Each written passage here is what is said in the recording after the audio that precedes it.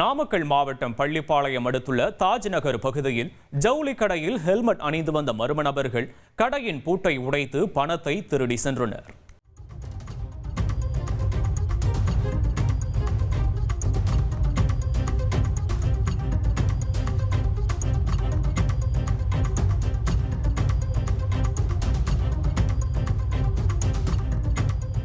விவரங்களோடு இணைகிறார் செய்தியாளர் யவனச்சோழன். வணக்கம். இந்த கொள்ளை சம்பவம் குறித்த விவரங்கள். வணக்கம். நாமக்கல் மாவட்டம் பள்ளிப்பாளையம் அடுத்துள்ள தாஜ் நகர் பகுதியைச் சேர்ந்தவர் சூரிய பிரசாந்த். இவர் அதே பகுதியில் ஒரு ஜவுளி கடை நடத்திட்டு வராரு. இந்நிலையில வழக்கம் போல காலையில கடையை திறக்க வந்த போது கடையோட 2 பூட்டுகளும் உடைக்கப்பட்டிருக்கிறத பார்த்து அதிர்ச்சி அடைஞ்சு கடைக்குள்ள போய் பார்க்கும்போது கல்லாவில் இருந்த 5000 ரூபாய் பணம், உண்டியல்ல சேர்த்து வச்சிருந்த 2000 ரூபாய் என மொத்தம் 7000 ரூபாய் பணத்தை திருடு போயிருக்கிறத கண்டு அதிர்ச்சி அடைஞ்சாரு. இது குறித்து பள்ளிப்பாளையம் போலீசாருக்கு தகவல் அளித்ததை அடுத்து அவங்க சம்பவ இடத்துல விசாரணை மேற்கொண்டனர். மேலும் சிசிடிவி காட்சிகளை ஆய்வு பண்ணாங்க.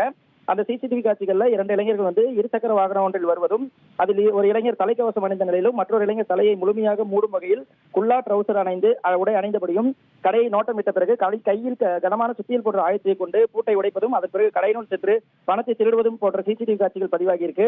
மேலும் இந்த கடையில திருடுறதுக்கு முன்பா இவங்க இதுக்கு பக்கத்து கடையில இருக்க கடைகள்ல திருடுறதுக்கு முயற்சி பண்ணி அங்க பலன் அளிக்காததுனால இந்த கடையில திருடி இருக்காங்க. மேலும் இந்த திருட்டு சம்பவம் அந்த பகுதியில் பெரும் பரபரப்பை ஏற்படுத்தியிருக்கு. தற்போது அந்த திருட்டு குறித்த சிசிடிவி காட்சி வெளியாகி பரபரப்பை ஏற்படுத்தி வருகிறது.